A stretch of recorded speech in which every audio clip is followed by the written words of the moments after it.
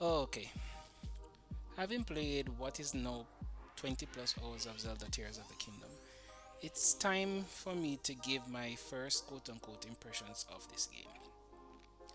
I'm not sure why I can't see my gameplay hours on my profile, so I'm going by my estimation on and by my streaming hours combined. Since this is the internet and I have to say a few disclaimers. I am a Sony fanboy, had PlayStation 1, 2, 3, 4. My 5 is on its way. I'm a Xbox Game Pass Ultimate subscriber. I just got a Series S. Um, in the end, I simply love sitting on my throne with a mobile handheld. I have my 3DS, I got the Switch, and I use it more in the handheld mode than I do in the desktop mode. Unless I'm with the caveat of streaming, of course. Also, I have to say, Breath of the Wild was and is not my favorite Zelda title. The Oracle Seasons, and then Ocarina of Time, then Link's Awakening, then Links to the Past, then Wind Waker, then maybe Breath of the Wild if you include the Hyrule and DLC content, which I didn't actually play. I just watched other people play it and I was like, oh, now I understand what was going on. Yeah, so Breath of the Wild, not my favorite game. Not my favorite Zelda title. For this review, or first impressions rather, um, I put them in three main groups: gameplay, innovation, and story. And this is with views of pros and cons. Yes, I'll give ratings, but for me, it's more of a pro and a con. There's a lot of gray area in a lot of these reviews, and I don't think it's any different from my impressions. So I have the right to, change, alter, and in any way, shape, or form update once the credits roll on this title. Now that I've gotten that all out of the way, here are my thoughts of Tears of the Kingdom. Pros: the gameplay. Let's not waste any time here. This is a true Breath of the Wild formula game, but that also means this is 100% Breath of the Wild 2.0 or Breath of the Wild with cheat codes enabled. And this is by right coexisting with innovation, which we'll get to. But on the basis of physics being applied in this game, the game is indeed a 10 out of 10. If you haven't played Breath of the Wild, I'd say go and watch the recap story on Nintendo's YouTube channel and just jump right into this game. There's nothing gameplay wise in the Breath of the Wild original game that would warrant you to go into that to jump into this game outside of the story. I don't want to speak too much in terms of the pros for the game because that would go into a little bit of spoilers, but some of the things I'll discuss a little bit more in my con section.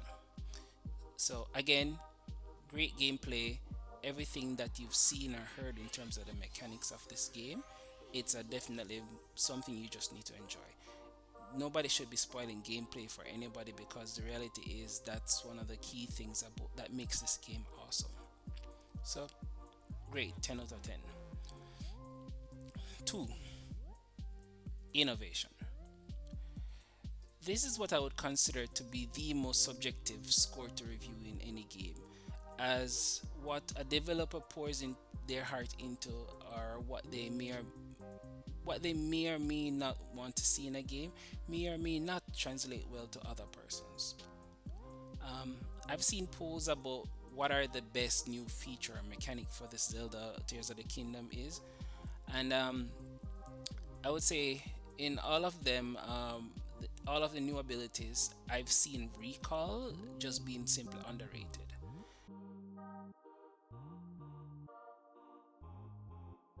Game story is centered around time as well. Not to get into any spoilers, I have to be very careful there. Um, so it's how can I put it? It's like everyone has dreamt of saying, if only I could turn back time and redo that, I wouldn't waste so much time here. Well, no, you can. Ascend is a great feature, and all, but if you can fuse a rocket to your shield, which fuses the other ability, um, in some areas Ascend is just trumped. It becomes pointless. But I must say, you know you have to give Ascend props in tight spaces. Um, but all in all, I'll leave it there. I won't get into the rest. I mean, there's plenty of videos that kind of explain the different mechanics. There's really no need to kind of belabor it. The point I want to make here is, so as far as to say, it's a cheat code. That's the truth. I mean, as far as the new mechanics go, this game is definitely I would say a 9 out of 10. Um, I mean, the average rating is what, 9.6, 9.7. Yeah, I'd give it the 9 out of 10 for innovation. If this was a true sequel with these mechanics in a different world or environment, which I believe the Sky Islands and the depths are meant to be, then definitely a 10 out of 10. So I can see why the rating for this game is kind of shifting in between those two scopes. Um, Rest assured, what they have delivered here, even though what Breath of the Wild came out 7 years ago or whatever, what they've actually delivered here, in terms of innovation, it's more of a package, and I'll speak a little bit more of that. But I think even when the developers said, there's an integral connection between the sky, the land of Hyrule, and the depths. When you're playing the game, you kind of will understand that. Um, but when you merge innovation with what they've done with the gameplay, it's gonna be one of those things where, oh, this even though some of these things were done in Breath of the Wild 7 years ago, um, it's like they enable so many new things in this game that Tears of the Kingdom is going to influence games that we're gonna see coming out in the next 5 to 10 years. Hopefully, it won't be like some of these new games, when games as a service, like games were being built for so long that they're just coming out and everybody's like, why does this game feel like it's a 2010 game? So hopefully that won't happen. But rest assured, this whole Tears of the Kingdom is structured. It's definitely already turning heads.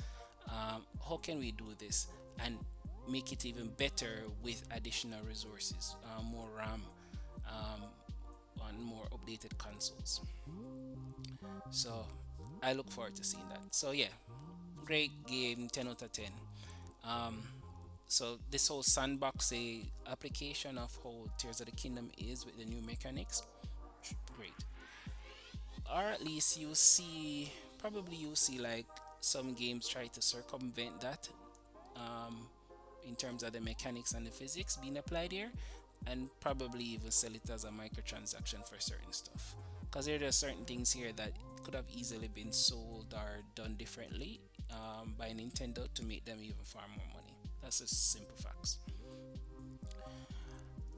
Or rather, in my opinion. 3. The story. Every Zelda game is centered around a great story, and this is no different. The opening sequence is gripping. The story is dark, in fact, maybe too dark, and devoid of light and hope to some bit, at least so far for me.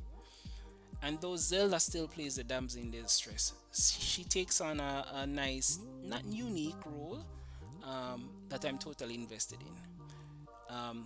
And I want to see where the story goes from here. I saw someone comment on a Scottish live stream that this game is like a isekai storyline. And for those who don't know what isekai means, it's one of those, spirited away, or you're taken from one world and put into another world, from the Japanese anime tropes. I can be wrong, but that's my understanding of it. Feel free to correct me if I'm wrong there. But within that scope, when somebody said that, I said, that's not exactly what happens, in the story. And it doesn't take too long into the game for them to actually explain what's happening. Um, but I honestly can't say I understand where someone would take that from. so or where someone will be coming from when they say that. Uh, with all the awesome story beats of an isekai anime that is somewhat taken over or gotten rejuvenated over these years, um, Zelda taking on this approach, or better yet, melding such an approach with what there was as a groundwork in Breath of the Wild.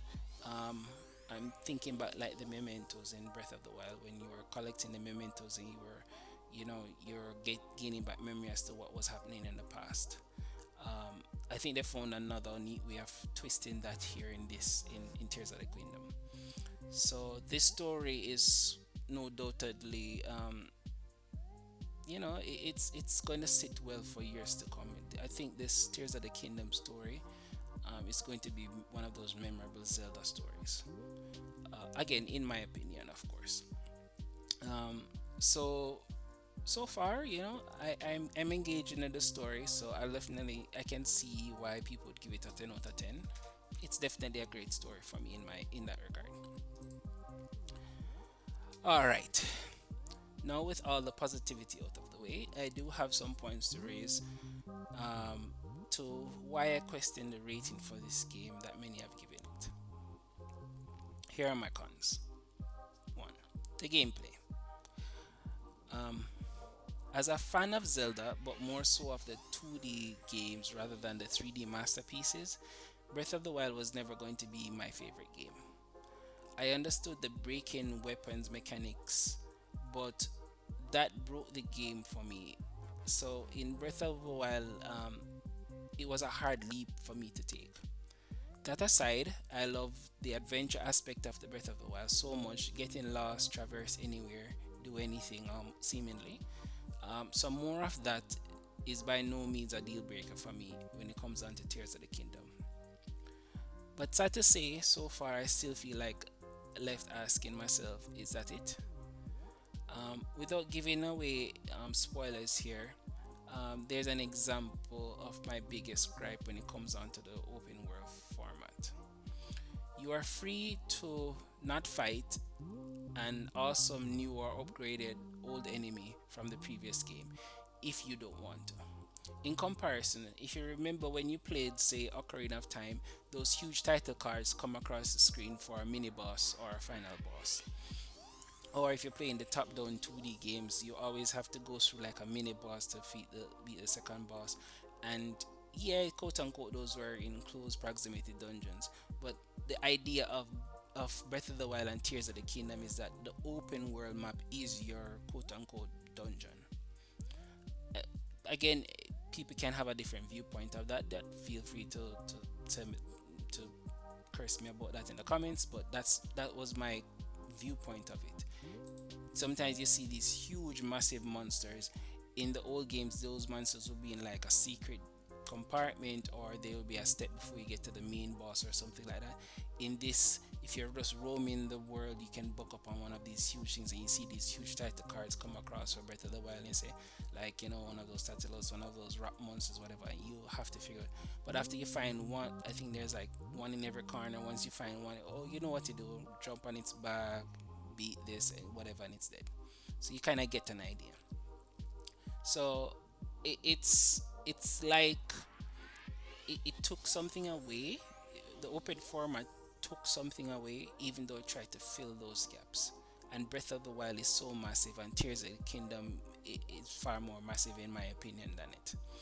I mean, clearly. So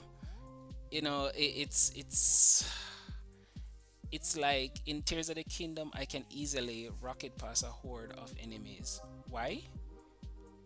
Well, that's the point. What's the point of if there's a chest there that's just an elixir or an ore? I've like you can like be playing the game and you say, okay, I see those guys. They must be guarding something important. You run down there to fight them, and you die a couple times, or if you just run through them really quickly, whatever. When you open the chest, the rewards is not actually rewarding. So after a couple, I'm like, what's the point? It doesn't make any sense anymore. So and I think Tears of the Kingdom makes it even easier because Before, you needed to fight these monsters to get something really, to take the chance to say, hey, I'm gonna find something really, really good.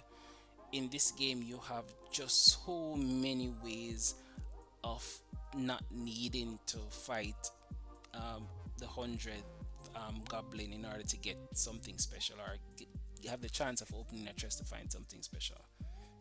There's just no need. You can just fuse two sticks together and have a more powerful weapon to go and fight something stronger than you. So yeah, it kind of just removes some of the point of actually of the gameplay of certain things that are set up for you to say, okay, you need to go and raid these guys in order to get something special, whereas you don't need to. If you just stick on a rock together and you have something good special, you can go certain places you couldn't go before, or find a different way to go there to get certain items. Anyway, I don't want to belabor the point, but that's kind of one of the things I think has been taken away from the gameplay. No, granted, there may be an awesome weapon there in that huge chest that a new monster is guarding, but in the end, if the weapon is going to break and you can fuse two other weapons to make something better, what's the point? Um, the Sky Islands feel like a huge puzzle,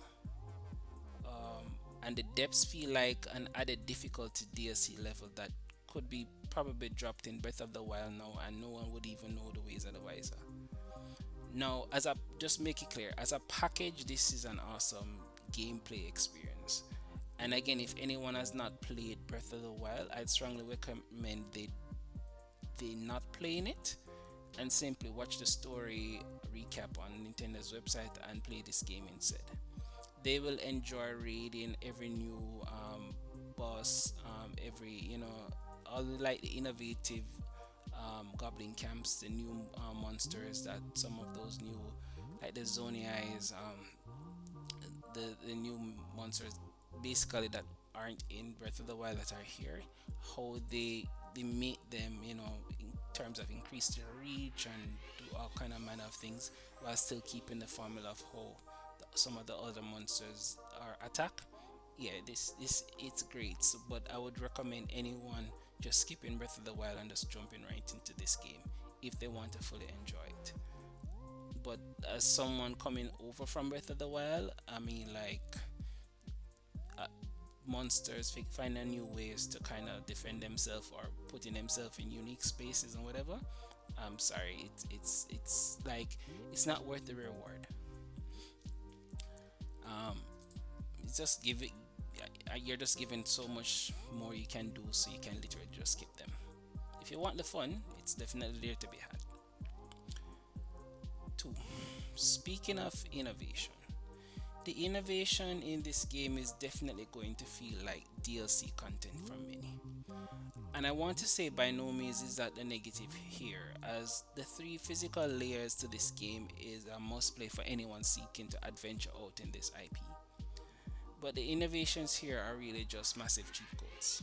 And I welcome anyone and everyone to defend why it is not, despite all the evidence to the contrary.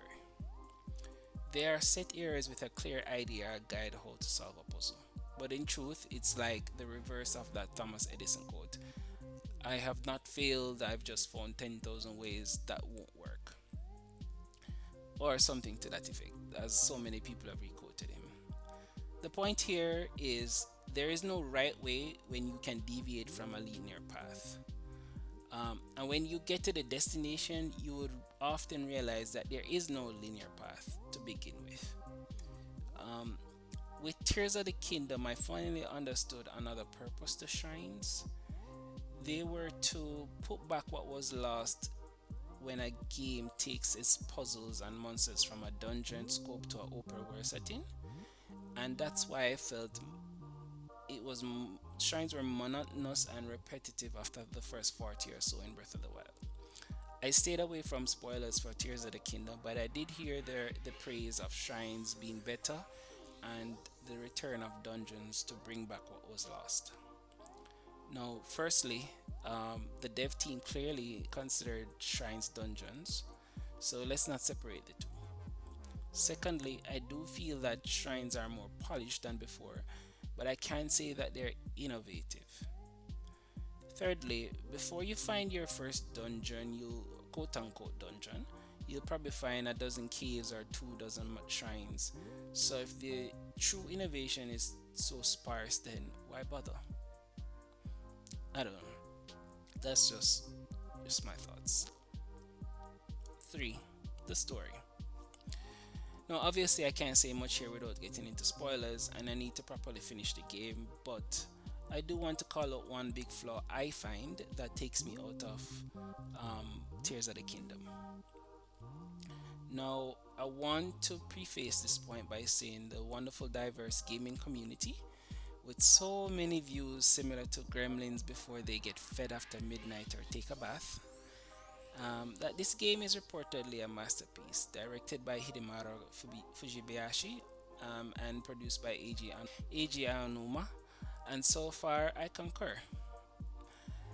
They noted that they wanted this game to be accessible to both old players and newcomers. Now, that I believe is the root of my only negative on the story. This may be a minor spoiler, so I will tread lightly.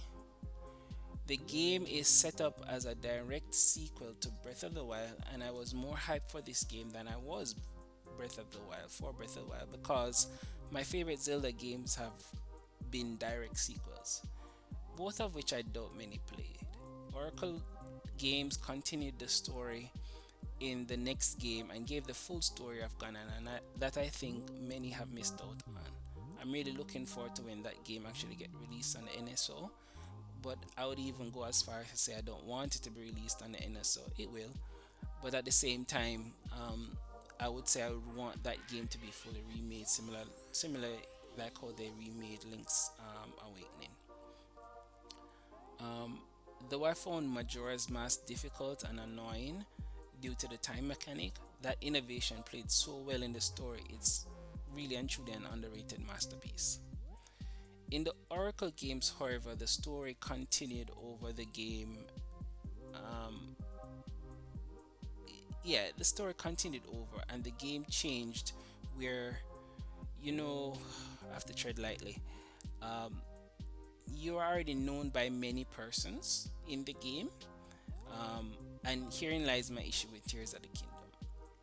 While moving around Hyrule, many characters will take a moment to recognize you and get startled by you for reasons I can't say without spoiling the story. However, others will actually treat you like they have no idea who you are. Why is that? If this is an open world sandbox, I am why if I'm known by characters I've interacted with in the previous game many times, why isn't that like something that could easily be carried over into this game? No, don't get me wrong. It seems controlled, and I get that. At the same time, I think it's like a missed opportunity to give the story more depth. Because there are certain things you do in Breath of the Wild. You know, you're walking around, you're talking to people, you get stopped by people X, Y, Z. Imagine now you take the same assets for those persons, and they're basically doing the same things or in the same space, and you drop them in Tears of the Kingdom, and those persons treat you like a stranger.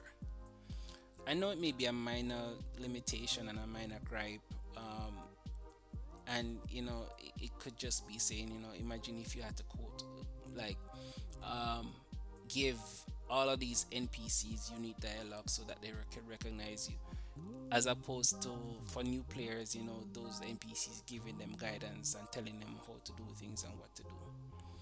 Um, I think I think like in the beginning of the game, in while you're in the Sky Islands, and this is not really a spoiler. This is kind of like in the trailers or whatever. As you're going through the tutorial phase, um, the new characters will kind of give this way of saying, "Oh, you forgot how to do this. I can tell it." Or if you forget how to do this, you can come back to me. And these are from creatures that you've never interacted with before. So these are new guys that are introducing you to things that you already know as a new player. It didn't bother me as a previous player that knows these things already. I could easily skip them, whatever. But at the same time, if you're now in the world where you're interacting with characters that you met or interacted with before, Why is it that it's only the main characters that is being done with if it's an open world game? Um, I can't think of an example off the top of my head, but I have played games in the past where you interacted with characters in the open world, and as time passes by, if you go back to those characters have changed. Um, I would say the mechanic that they didn't like, the Shadows of Mordor game are really unique because, like, if you fight certain enemies and you scar them or whatever, or you despite depending on what you did to them, when you come back, no, they will come back with a bigger grudge against you and things like that. Um, I think that's something that I would love to see in this game. And don't get me wrong, to some degree it's there, but again, it's I just don't think it's spread across um, evenly within this game. I just think it's something that's just slightly missed. Now, I want to address one final point, and that is of performance. As someone who played the entire story of Pokemon Violet, I cannot complain about the glitches and the frame rate issues that I have noticed in Tears of the Kingdom. Um, I have to say that I do notice them more than I did in Breath of the Wild, but that's probably because I have played 60 FPS games on a more powerful console. And I've seen Breath of the Wild in all its unswitched glory, and I've never wanted to leave from playing it in that way. But in the end, the Nintendo Switch is an Android tablet. Let no one say or tell you otherwise. The performance of this game on this tablet is simply astounding. I don't agree with all the 10 out of 10 given to the game despite noting the performance issues, but many claim their 10 out of 10 is for their recommendation as to whether or not the game is worthwhile rather than an actual score of the individual parts. I personally can't agree to that, but to each his own. The game, though, is, I would say, a 9 out of 10 for me for what it is running on and what you are able to actually do in the game. And the mark I took off is probably because I dropped physics in high school and I'm still a bit salty about that. There's certain things that, like using certain tools, and everybody talks about this, so I can probably just say it as well. It's not really a major spoiler.